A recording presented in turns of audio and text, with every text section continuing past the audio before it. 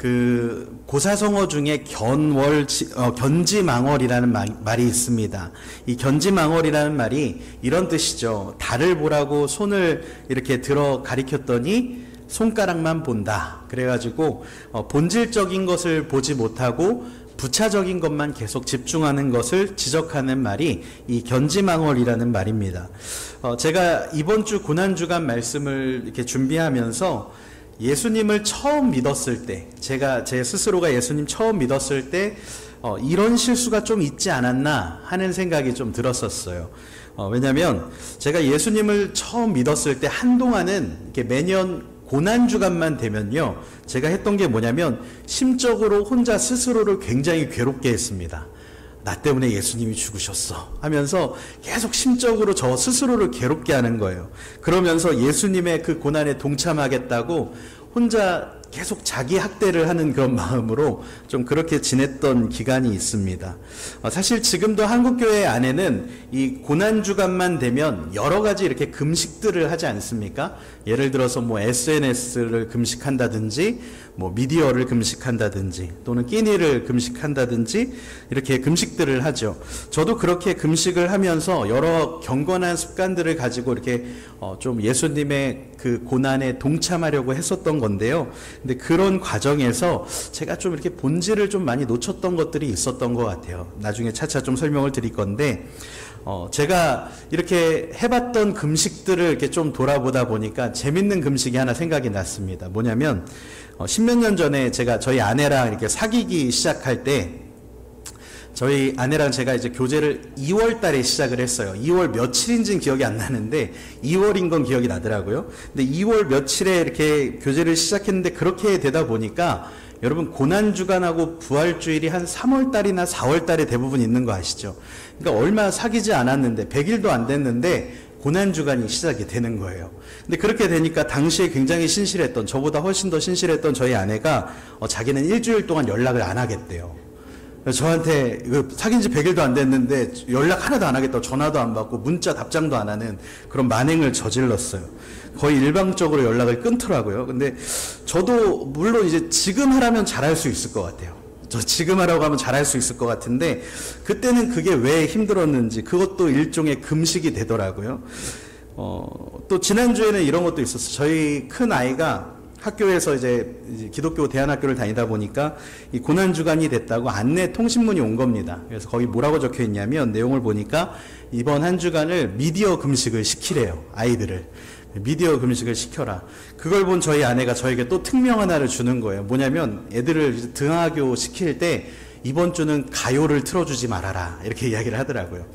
제가 아침마다 아이들하고 등하교를 할 때 찬양을 틀지 않고요.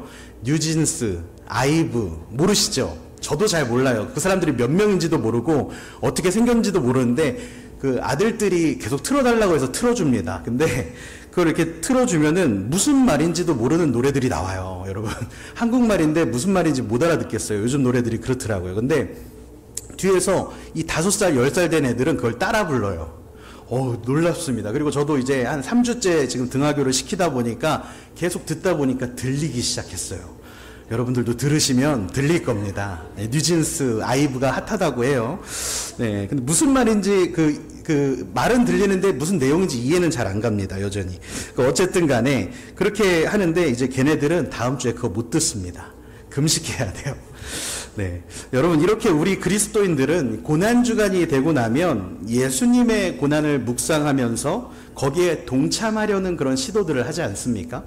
그런데요, 제가 앞서서 왜 저의 그런 모습들, 이 본질, 그런 고난에 참여하려고 했던 모습들이 본질적인 것을 놓치고 이 부차적인 것에 집중하는 실수였다고 이렇게 말씀을 드렸냐면요. 제가 고난을 묵상하고 동참하는 것은 너무 좋은데 너무 거기에만 집중한 나머지 예수님께서 받으신 그 고난의 목적, 또 예수님께서 어떻게 그 십자가의 길을 걸어가셨는가 하는 것에 대한 고민 없이 그냥 자기를 힘들게 하고 나 스스로를 괴롭게 하는 그것으로 이 기간들을 보냈었더라고요. 그래서 제가 본질적인 것을 놓쳤구나라는 생각이 좀 들었습니다.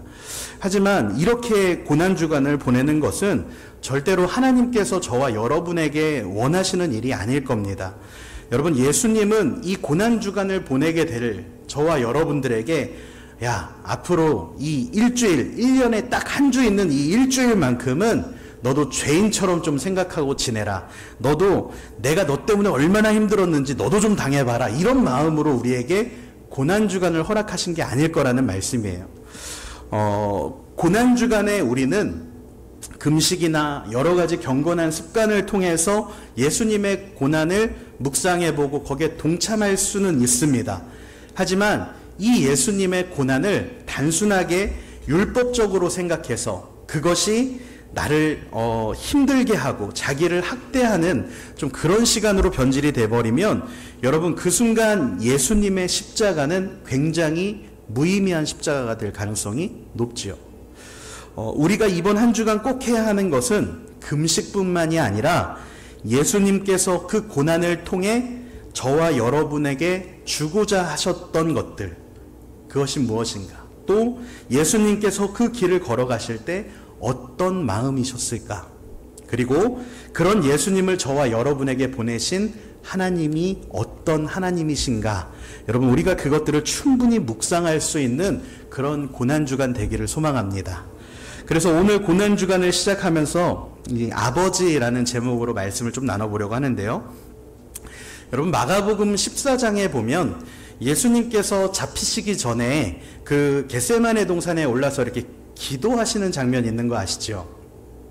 그리고 그 예수님이 그 겟세마네 동산에서 기도를 하시는데 너무나도 괴로운 마음으로 그렇게 나아가십니다. 그 우리가 잘 아는 유명한 장면, 그 땀방울이 핏방울 되는 것처럼, 그렇게 보이는 것처럼 정말 치열하게 기도하셨던 그 시간이 바로 이 마가복음 14장에 나오는 장면이에요. 근데 예수님이 그 괴롭고 아픈 심정으로 하나님 앞에 나아가서 기도를 하는데 그 주님께서 그 기도를 이렇게 하십니다. 마가복음 14장 36절에 제가 한번 읽어드릴게요.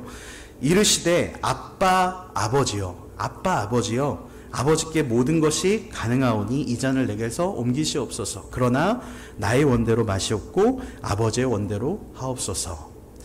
십자가를 앞에 두고 예수님은 하나님을 아빠라고 부르십니다.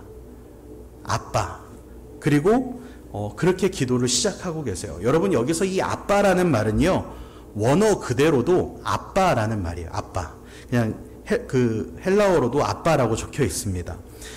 그리고 우리가 잘 알듯이 이 아빠라는 말과 아버지라는 말은 좀 다르죠.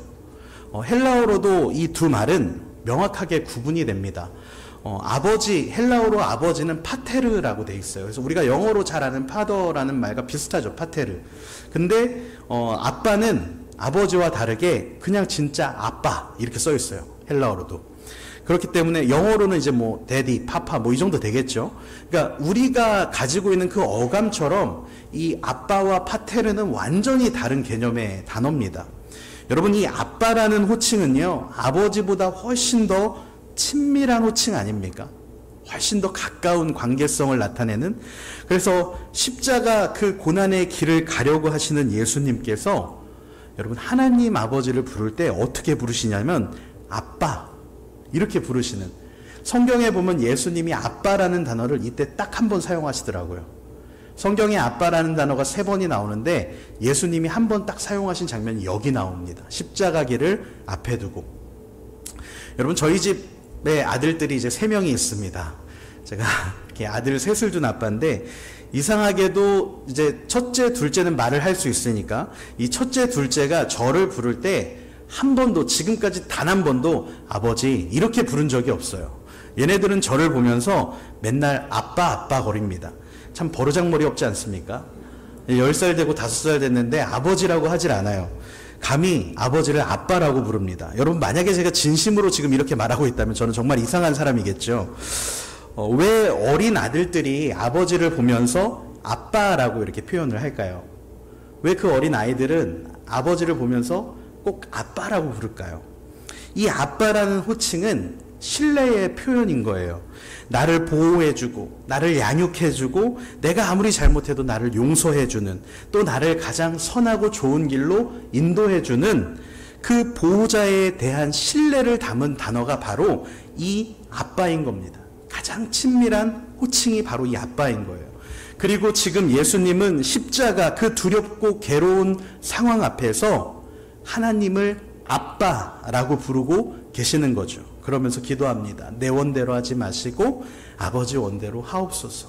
내가 신뢰할 수 있는 나의 보호자, 나의 인도자, 나의 아빠, 아버지, 아빠가 원하시는 대로 하세요. 예수님은 그 십자가 앞에서 그 길을 걸어가기 위해서 하나님 아빠를 부르며 그렇게 기도하고 계셨던 겁니다. 사랑하는 여러분, 예수님이 어떻게 그 두렵고 괴로운 십자가의 길을 순종으로 가고 계실까요? 어떻게 그 길을 이렇게 순종하며 가고 계실 수 있었을까요? 바로 하나님, 나의 아빠가 어련히 알아서 좋은 것으로 주시지 않겠는가 하는 그 아빠에 대한 신뢰, 그 믿음을 지키며 한 걸음 한 걸음 예수님은 그 십자가의 길을 걸어가셨던 겁니다. 그렇다면 여러분, 여기서 저와 여러분들도 생각해 봐야 하는 것이 생깁니다. 예수님께서 고난의 길을 가실 때 아빠 하나님의 신실하심, 아빠 하나님의 선하심, 그 아빠에 대한 신뢰를 가지고 가셨다면 여러분, 이번 한 주, 이 고난 주간을 걸어가는 저와 여러분들은 무엇을 묵상하며 살아가야겠습니까? 우리 역시도 아빠 아버지의 선하심, 아빠 아버지의 신실하심을 묵상하며 나아가야 되는 줄 믿습니다. 이 고난 주간에 여러분, 우리가 끼니를 금식하고 SNS를 금식하고 미디어 금식을 하고 그 고난의 길을 걸어가실 때 반드시 같이 해야 되는 것, 하나님의 선하심과 나의 아빠 아버지 되시는 그 하나님께 대한 신뢰를 드리며 그렇게 그 길을 걸어갈 수 있는 저와 여러분 되시기를 축복합니다. 여러분, 우리가 이런 믿음 없이 그냥 고난주간을 보내면 그냥 스스로를 괴롭게 하면서 그렇게 그냥 그 기간을 그냥 흘려보내면 여러분, 그것은 고난주간의 본질을 놓치고 그냥 부차적인 것에만 집중하는 그런 실수가 되고 말 겁니다.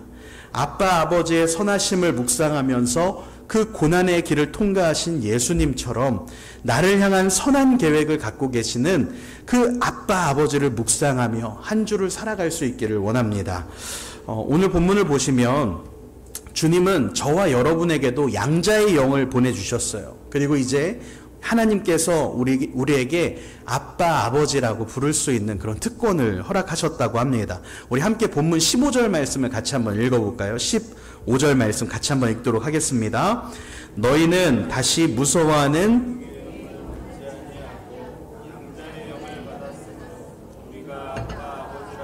부르짖느니라. 아멘. 아멘. 아빠 아버지라고 부르짖느니라. 예수님이 그러셨던 것처럼 이제 저와 여러분들도 하나님을 굉장히 친밀하게 아빠 아버지 이렇게 부를 수 있는 하나님의 자녀가 된 것입니다.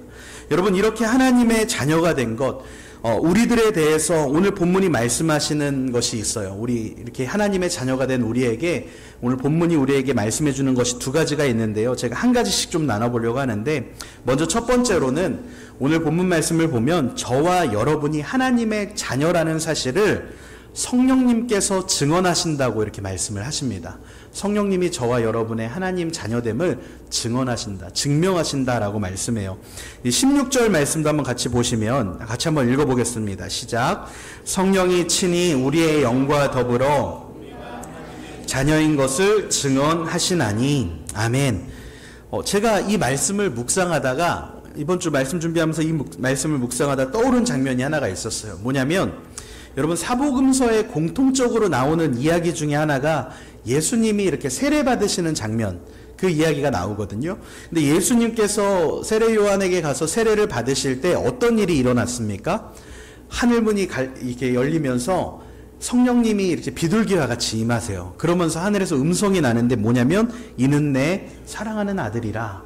이렇게 하면서 성령이 임하시면서 그 성령님을 통해 하나님이 이 예수님이 자신의 아들이신 것을 증명하시는, 증언하시는 그런 일을 모든 복음서에서 기록을 하고 있습니다. 근데 제가 이 말씀을 읽는데 이 16절 말씀, 그 성령이 친히 우리의 영과 더불어 우리가 하나님의 자녀인 것을 증언하신다 하는 그 말씀을 보다가 그 장면이 떠오르더라고요.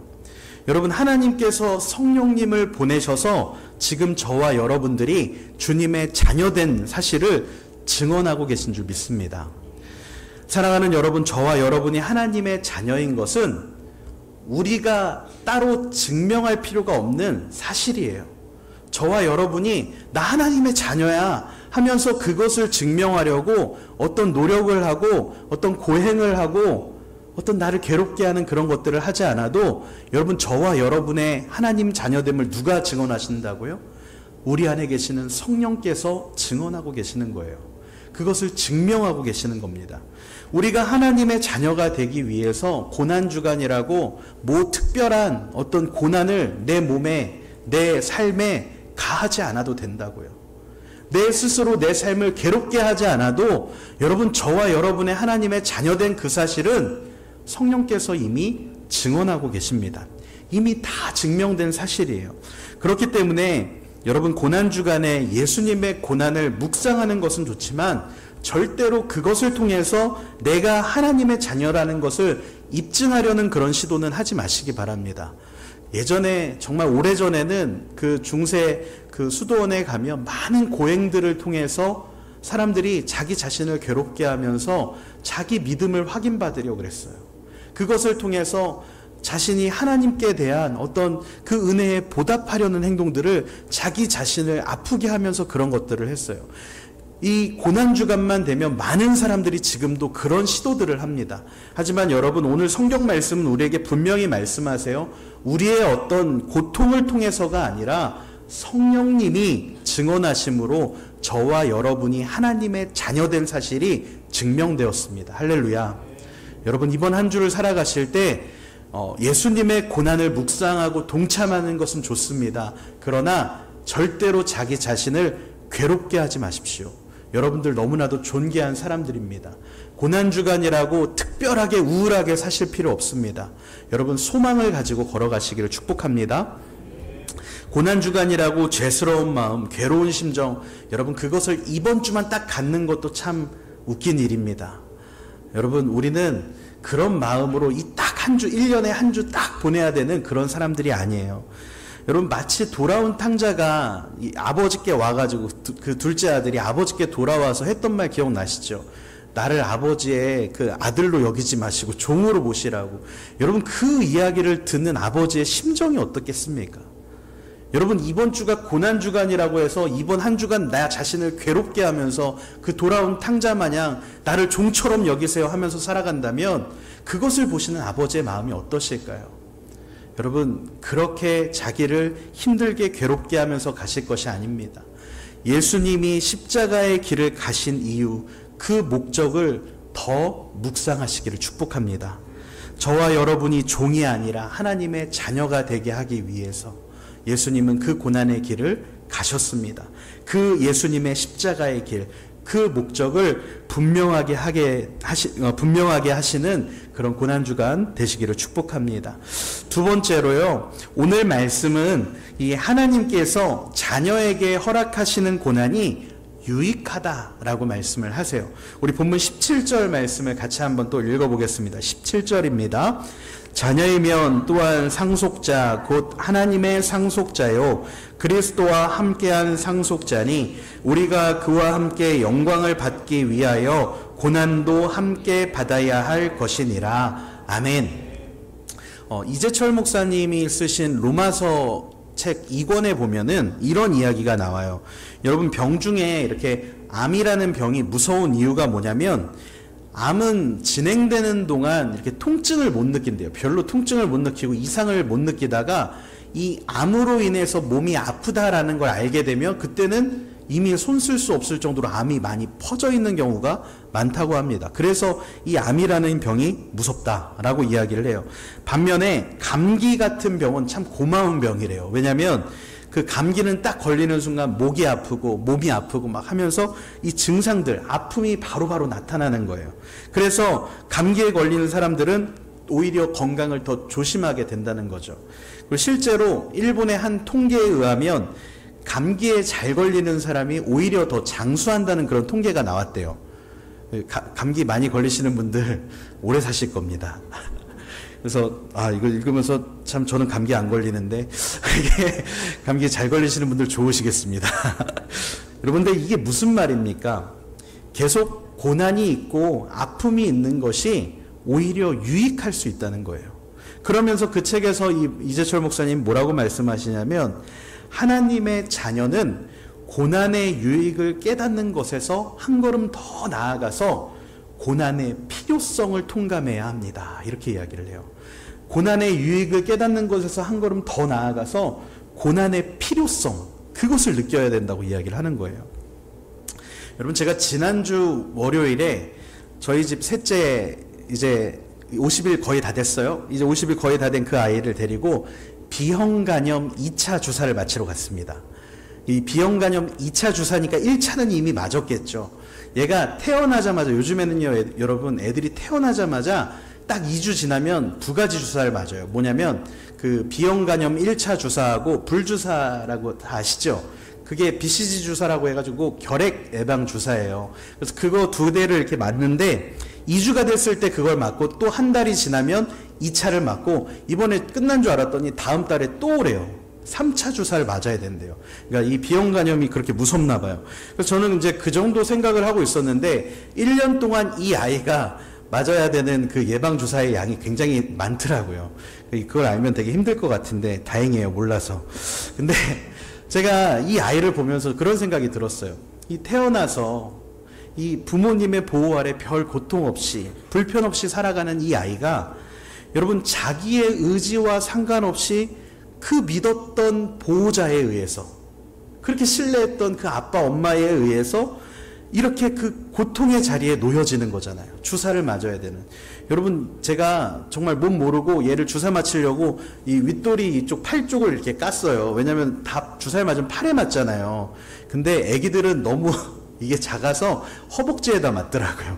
그래서 저는 이렇게 그것도 모르고 이렇게 위에 퉁을 이렇게 까놨었는데, 근데 정말 제가 그 생각들을 하면서 생각을 해보니까 그렇게 보호받고 나를 어떻게 보호해주고 내가 정말 신뢰할 만한 그 아빠에 의해서 이런 주사 맞는 자리, 고통의 자리에 놓여진다는 거 참 아이러니한 상황 아닙니까? 내가 정말 너무나도 믿었던 아빠인데, 나를 보호해줄 거라고 생각했던 아빠인데, 그런 아빠가 나를 그 차가운 주사실에다가 눕혀놓는 거예요. 그 조그만 아이의 그 허벅지에 주사 바늘이 꽂히는데 여러분, 아이도 울지만 그걸 보고 있는 엄마 아빠도 마음이 되게 괴롭더라고요. 그래서 주로 저희 아내와 저는 서로 들어가라고 권합니다. 당신이 들어가, 아니야 당신이 가 하면서 이렇게 권해요. 하지만 여러분, 그렇다고 주사를 안 맞힐 수도 없어요. 왜 그렇습니까? 그 주사를 맞아야 큰 병으로부터 안전하니까, 아이가 건강하게 살아갈 수 있으니까. 그래서 아이를 위해서 그 아이에게 고통의 순간을 꼭 지나가게 하는 것이죠. 여러분, 지금의 고통이 유익하기 때문에 그 고통의 자리를 허락해 주는 겁니다. 보호자는 그런 역할을 하는 거예요. 우리 하나님 아버지는요, 아들 예수님이 십자가의 길을 가게 하심으로 예수님을 영화롭게 하셨어요.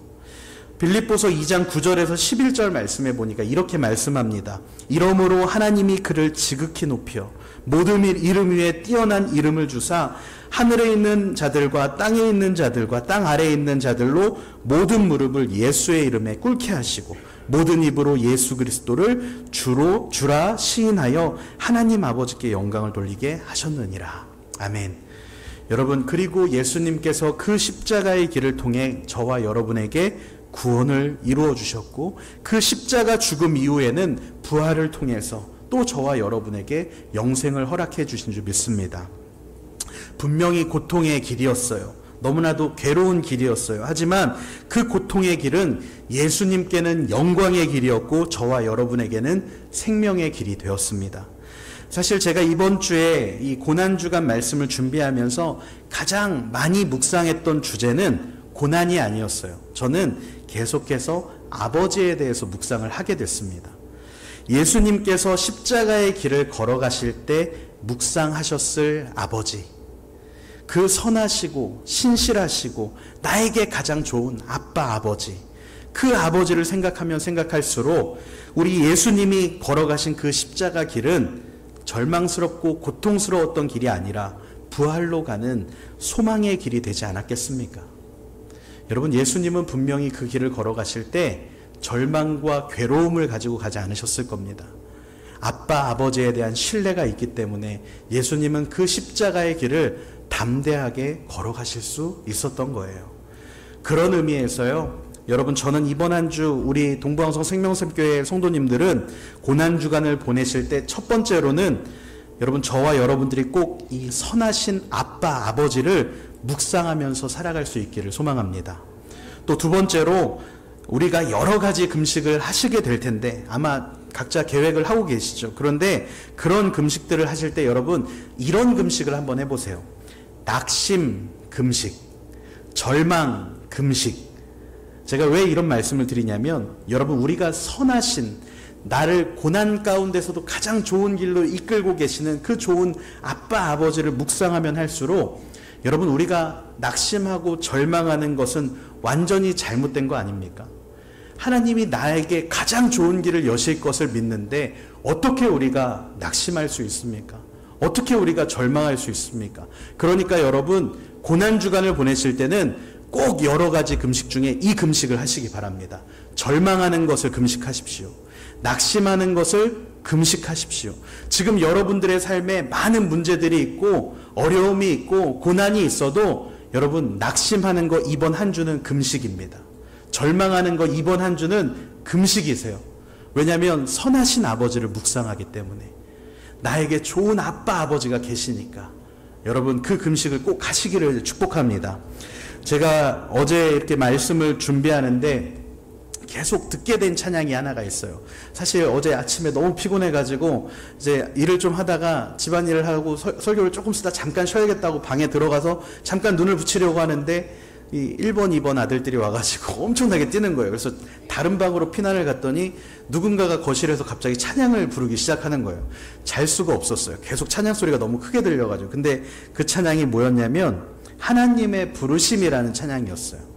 계속 자는 내내 그 찬양을 부르는데 꿈속에서도 그 찬양이 들릴 정도로 계속 그 찬양이 귀에 메아리 치더라고요. 근데 제가 눈을 뜨자마자 그 자리에서 무릎 꿇고 그 찬양의 가사대로 정말 하나님께 감사 기도를 드렸던 기억이 있는데요. 그 찬양의 가사가 이렇습니다. 하나님의 부르심에는 후회하심이 없네. 내가 이 자리에 선 것도 주의 부르심이라. 하나님의 부르심에는 결코 실수가 없네. 나를 부르신 하나님의 신실하심을 믿네. 작은 나를 부르신 뜻을 나는 알 수 없지만 오직 감사와 순종으로 주의 길을 가리라. 때론 내가 연약해져도 주님 날 도우시니 주의 놀라운 그 계획을 나는 믿으며 살리. 후렴에 보면 이렇게 말합니다. 날 부르신 뜻 내 생각보다 크고 날 향한 계획 나의 지혜로 측량 못하나 가장 좋은 길로, 가장 완전한 길로 오늘도 날 이끄심 믿네. 아멘. 사랑하는 여러분, 우리 주님은 실수가 없으십니다. 우리 주님은 저와 여러분을 가장 좋은 길로, 가장 완전한 길로 오늘도 이끌고 계십니다. 할렐루야. 우리 선하신 하나님, 나의 아빠, 아버지를 묵상하며 이번 한 주를 살아가실 때 여러분, 오늘을 살아갈 그 소망과 힘을 하나님께서 저와 여러분에게 허락하여 주실 것입니다. 이 고난주간이 여러분, 선하신 아빠 하나님과 동행하는, 예수님이 그러셨던 것처럼, 예수님이 그 십자가의 길을 걸어가실 때 아빠, 아버지만을 생각하며 그 길을 걸어가셨던 것처럼 여러분, 우리도 이번 한 주간을 그렇게 아빠, 아버지만을 생각하며 걸어가실 수 있기를 축복합니다. 잠시 기도하겠습니다.